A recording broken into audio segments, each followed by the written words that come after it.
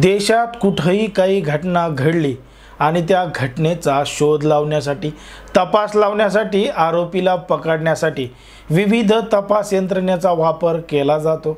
मग त्याच तपास यंत्रणेच्या आधारावर एक मालिका काढण्यात आली, एक सिरियल काढण्यात आली आणि त्या मालिकेचं नाव होतं CID। CID ही मालिका देशातल्या, राज्यातल्या सगळ्या नागरिकांनी, प्रेक्षकांनी बघितलेली आहे। कारण की CID ही घराघरात पोहोचली आणि ते CID मधले जे कलाकार आहेत ते कशा पद्धतीने त्या घटनेचा शोध लावतात, आरोपीला पकडतात हे देखील आपण पाहिलेले। पण नेमकं CID मालिकेची सुरुवात कधी झाली हे तुम्हाला माहीत आहे का? कारण की CID मालिका ही बऱ्याच दिवसापासून, बऱ्याच वर्षापासून अगदी न थांबता चाललेली सगळ्यात मोठी मालिका असावी असं देखील आपल्याला वाटू लागतं। पण याच मालिकेमध्ये अनेक रहस्यमय गोष्टींचा उलगडा केल्यानंतर, अनेक केसेस सॉल्व केल्यानंतर जो खून खराबा झालेला असतो त्या तपासादरम्यान अनेक गोष्टी येत असतात। त्यामुळे लोक, प्रेक्षक घाबरत असायचे आणि त्याच घाबरलेल्या लोकांना हसवण्याचं काम करणारे, या CID मालिकेमध्ये काम करणारे फ्रेडिक्स नावाचे कलाकार यांचं मात्र निधन झालंय आणि त्यांनी वयाच्या 57व्या वर्षी अखेरचा श्वास घेतला।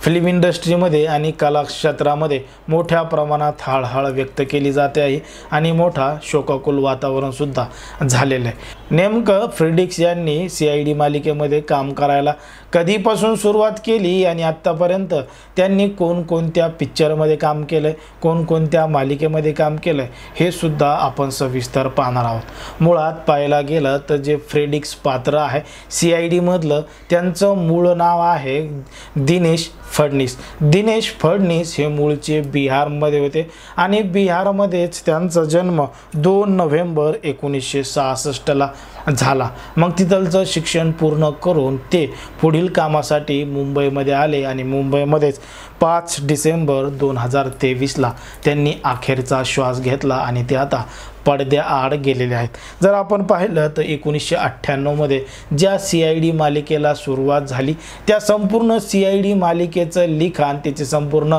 स्क्रिप्ट ही याच दिनेश फडणीस म्हणजे फ्रेडिक्स यांनी केलेली होती। त्यांचं संपूर्ण लिखाण फ्रेडिक्स यांचंच होतं आणि त्यांनी अगदी सगळे काही जे पात्र आहेत ते पात्र व्यवस्थितरित्या निवड केले होते।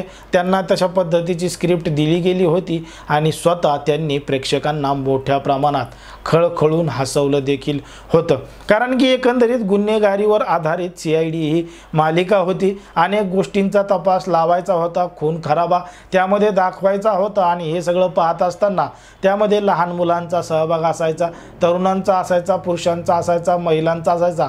म्हणजे एकंदरीत परिवारासोबत बसून बघितली जाणारी ही मालिका होती। मग परिवारासोबत जर मालिका बघायची तर मग त्यामध्ये काहीतरी असं इंटरेस्टिंग सुद्धा असलं पाहिजे, त्यामध्ये काहीतरी थ्रिलर असलं पाहिजे आणि थोडी कॉमेडी तरी असली पाहिजे। मग तीच कॉमेडी करण्याचं काम हे फ्रेडिक्स करत होते आणि त्यांनी आतापर्यंत मोठ्या प्रमाणात प्रेक्षकांना हसवले, हे आता वेगळं सांगायची गरज नाही। पण याच फ्रेडिक्स यांनी अनेक चित्रपटामध्ये सुद्धा काम केलंय, छोट्या भूमिका पार पाडल्यात, पण मात्र त्यांना खरी ओळख ही CID मध्येच मिळाली।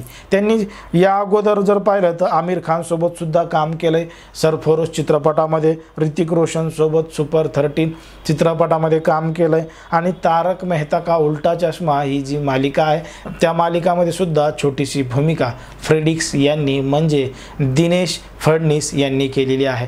एकंदरीत दिनेश फडणीस, फ्रेडिक्स यांच्याविषयी तुम्हाला काय वाटतं हे अगदी स्पष्टपणे कमेंटमध्ये सांगा।